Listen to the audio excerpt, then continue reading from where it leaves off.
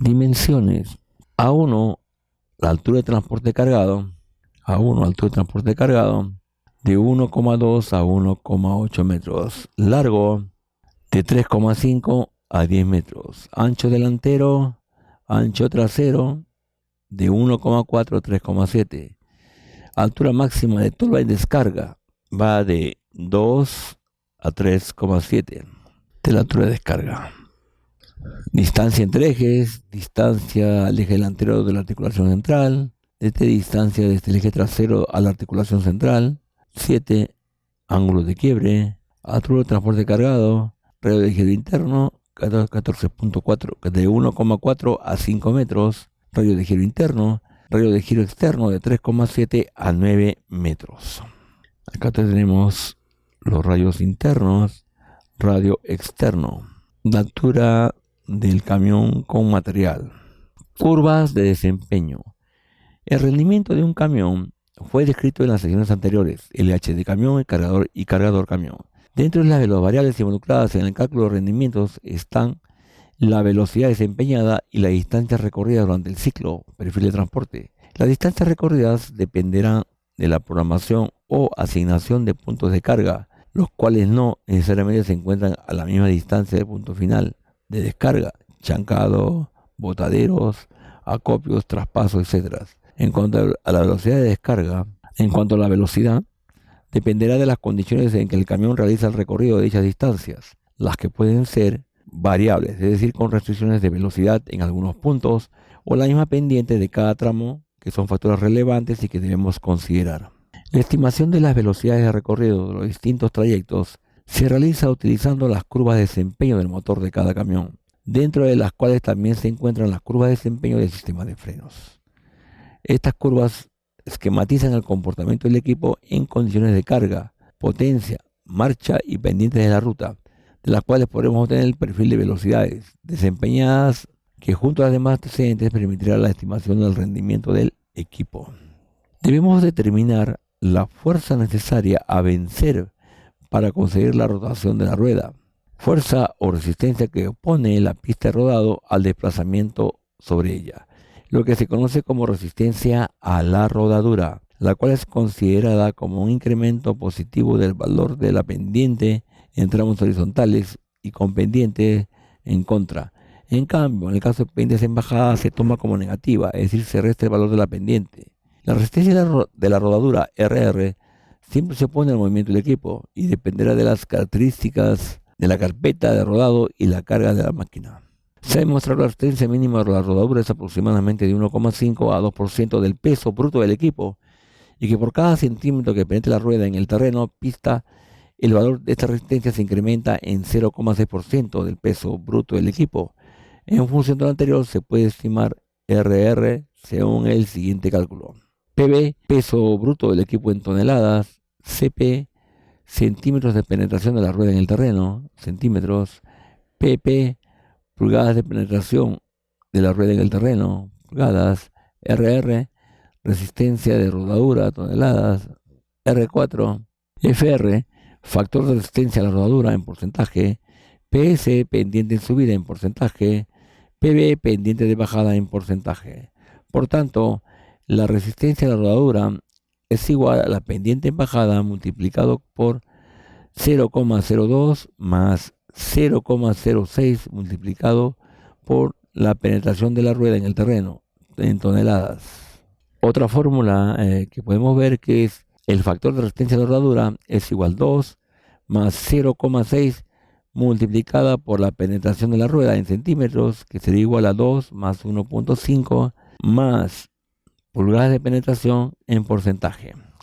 Acá tenemos la resistencia de rodadura, RR es igual a PB, multiplicado por 0,02 y 0,06 por la penetración del neumático en el terreno. Como CP, centímetros de penetración del neumático y depende del terreno, para pendientes de subida, la P de subida más el factor de resistencia, o igual también en bajada, la penetración menos el factor de resistencia en horizontal, son iguales. Para determinar la performance de los camiones de bajo perfil o cualquier camión, tenemos que analizar dos tipos de factores: la adhesión y la resistencia a la rodadura. La adhesión evita que los neumáticos resbalen en el camino. La resistencia a la rodadura es la fuerza que tiene que sobrepasar el camión para comenzar a desplazarse. Tenemos dos tablas. En una se muestran los valores típicos de coeficientes de adhesión de una carpeta de rodadura. Por ejemplo, si el pavimento está seco y bueno, el coeficiente de adhesión, el máximo, es de 1 y para que no resbale 0.8. Húmedo y bueno de 0.9 a 0.6. No muy bueno pero seco de 0.8 a 0.55. No muy bueno y húmedo de 0.6 a 0.30. Y con nieve o hielo de 0.25 a 0.10. En algunos casos, los coeficientes de adhesión, los valores pueden ser 1.0.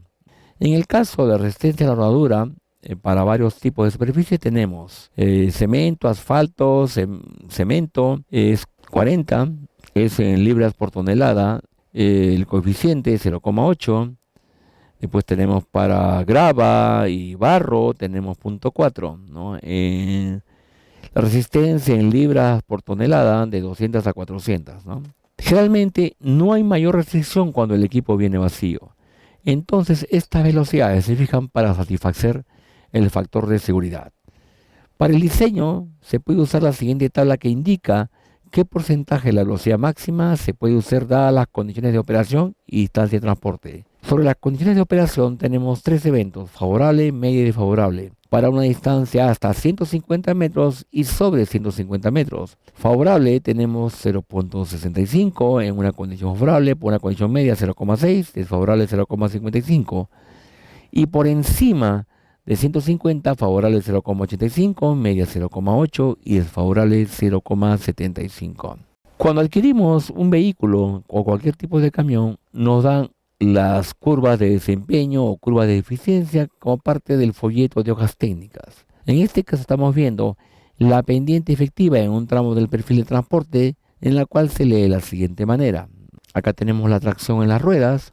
Acá tenemos la pendiente del factor de rodadura, estamos hablando de 8 a 3%, con un peso lleno. La tracción en este caso es de 3.500 y tiene que estar en marcha en tercera, el cual se logra una velocidad de 15 kilómetros por hora. Curva de desempeño: pendiente efectiva en tramo horizontal es igual al factor de coeficiente de rodadura. Pendiente efectiva en bajada, PP menos FR, y pendiente efectiva en subida, PS más FR, ¿no? En el ejemplo anterior se pudo apreciar que el equipo cargado desarrolla una fuerza de tracción de 1.500 kilogramos, moviéndose a una velocidad de 15 km por hora utilizando su tercera marcha, cuando sube por una pendiente de 8% con un factor de resistencia a la rodadura de 3%, con una pendiente efectiva de 11%, ¿no? De 8 a 3%. 8 a 3%. 3.500, bajamos por la curva al 8%, 3.500, tercera velocidad 15 km por hora. Y tenemos para ambos casos, si es, en este caso lleno, si es vacío llega a este punto, ir en cuarta y tenemos una tracción menor, ¿no? Ya una mayor velocidad. Para el caso del rendimiento del retardador, freno de motor, se tiene un análisis similar, pero con el siguiente tipo de gráfico. Tenemos las curvas de desempeño, igual para la misma pendiente, estamos con una pendiente favorable, que va de 8 a 3%, con un peso lleno y llega hasta segunda, generando 12 kilómetros por hora. En el ejemplo anterior se puede apreciar que el equipo cargado desarrolla una velocidad de 12 kilómetros por hora utilizando su segunda marcha cuando baja por una pendiente de 8% con un factor de resistencia a la rodadura del 3%, pendiente efectiva de 5%. Con estos gráficos y los perfiles de transporte se pueden definir las velocidades y con ello los tiempos de viaje de los camiones. Tomando en cuenta que en algunos de los casos los camiones tendrán que viajar a velocidades inferiores a las obtenidas de los gráficos por limitaciones de operación, por ejemplo velocidades máximas permitidas en curvas o en tramos que se justifique o condiciones de la carpeta de rodadura. Rendimiento de descarga incluyendo maniobras en minutos, condición favorable y medio favorable, baseado en el fondo, 0,3 favorable, 0,6 media y 1,5 desfavorable. Vaciado trasero, favorable 1,0, media 1,3 y desfavorable de 1,5 a 2. Vaciado por el lado, favorable 0,7, media 1,0, desfavorable 1,5. Tiempo de maniobras previo al cargueo en minutos. Condición iguales, vaciado en el fondo, favorable 0,5, medias, 0,15, favorable, medias 0,5, desfavorable 1,0, vaciado trasero, favorable 0,15, media 0,3, desfavorable 0,5, vaciado por el lado, favorable 0,15, media 0,5, desfavorable 1. Rendimiento flota de camiones. Para determinar el rendimiento de una flota de camiones tenemos que tomar en cuenta lo siguiente: determinar el tiempo de carga de camiones, TC, determinar el factor de carga por número de paladas, factor de llenado, tiempo de transporte por camión, tiempo de carga, TC, tiempo de viaje cargado, TBC, tiempo de descarga, TD, tiempo de viaje vacío, TB, tiempo de maniobras, TM. Los factores operacionales: tiempo de transporte. Para conceder el viaje son las velocidades máximas y permisibles del equipo y distancias de aceleración y desaceleración. Por ejemplo, tenemos un ciclo de transporte para camiones en carretera. Tenemos que se cargó, sube una rampa al 12%, interior mina 2,4 kilómetros, la velocidad inicial va de 0 a 9, igual a 4,5 km por hora en 150 metros, el régimen es de 9 km por hora el resto, tiempo para completar el tramo 17,2 minutos. Llega hacia el portal de salida o a la bocamina, tenemos superficie, ya en superficie, y sube también con 12%, 1,12 kilómetros, está una carpeta rodadura de grava compactada, velocidad inicial 9 kilómetros por hora, velocidad máxima 18 kilómetros por hora, tramo de 0 a 150 kilómetros, velocidad promedio 12 kilómetros por hora, 150 metros a la parte final, 18 kilómetros por hora, total del tiempo del tramo, 4,4 minutos y llegó a la planta. El retorno vacío, tenemos la superficie igual, 1,12 kilómetros, la distancia en grava compactada, velocidad inicial 0, velocidad máxima 20 km por hora, tramo de 0 a 150, 10 km por hora, a los finales de 250, 20 km por hora, total del tiempo 3,8 minutos. El tiempo de descarga 2 minutos, tiempo de maniobras 1 minuto. Juego con los cuales descarga en la planta. Al llegar al portal de interior mina, 2,4 kilómetros, en la distancia, régimen de 20 km por hora, velocidad promedio, tiempo de tramo 8,8 minutos, tiempo de carga 13,1 minutos, tiempo de maniobras 1 minuto y seguimos el ciclo de carga, transporte lleno, de descarga, transporte vacío, hasta el punto de carguillo y tiempo de carga. Tiempo total del ciclo 47,5 minutos.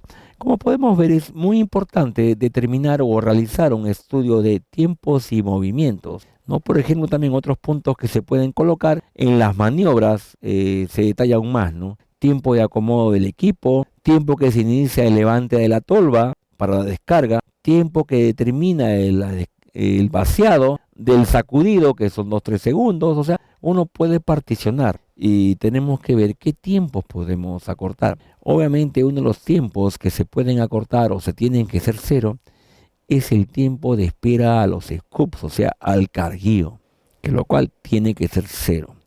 Igual también el tiempo que el scoop espera al camión tiene que ser cero. Cálculo de costos de transporte de camiones. Para el coste de operación de un equipo de carguillo en dólares hora tenemos que tomar en cuenta los combustibles, lubricantes, neumáticos y para tener un subtotal de coste de operación. Después tenemos que considerar el mantenimiento, reparación, valor del equipo, puesto CIF o FOB. Recuerden, CIF es puesto en lugar de destino, en este caso es en el puerto del país donde va a operar. FOB es de origen, entonces donde se embarca el equipo, puede ser Europa o Estados Unidos, Australia o Sudáfrica. Vida útil, valor de invención, intereses. Al final tenemos los costos de adquisición. En resumen, tenemos el subtotal de costo de operación, costo de mantenimiento, total costo de operación en equipo, rendimiento de equipo de transporte, total el costo de operación por equipo, costo de operadores, costo por operador, producción y mano de obra. Los costos de transporte se calculan en dólares la hora. El coste en dólares por tonelada puede subir a medida que aumenta la distancia y disminuye el rendimiento del sistema. Entonces el costo de dólares por tonelada no es fijo y puede cambiar para un diseño por año a medida que se profundiza la operación. Cabe recalcar nuevamente que es importante utilizar la metodología del cutoff diferenciado, porque está en función de la distancia de transporte, la de acarreo, la de carguillo, la de traspaso, que más o menos es fijo. De todas maneras que tenemos que calcular para cada zona o área de explotación el cutoff. Y cuando tenemos los cutoffs diferentes, ese cutoff diferenciado, que después se puede hacer un ponderado para determinar el cutoff mina. Eso nos va a ayudar mucho más en la toma de decisiones. ¿Qué hacer con un transporte largo o corto? Un mineral del yacimiento que se encuentra en una zona alejada, y de ahí sale el criterio de qué reservas son minables. Minables por efectos de costo, desarrollo y preparación, ¿no? Camiones convencionales. Por sus características, estos camiones no son exclusivos de nuestra minera, sino que son de uso común, o se les puede llamar camiones carreteros. Debido a ello, no se le puede exigir las ventajas de un camión de bajo perfil para minería subterránea, como veremos más adelante. Pero dado que su precio es bastante menor que sus competidores, sus rendimientos competitivos en ciertos rangos y según las aplicaciones, forman parte de las alternativas como equipo de transporte en la evaluación de un proyecto.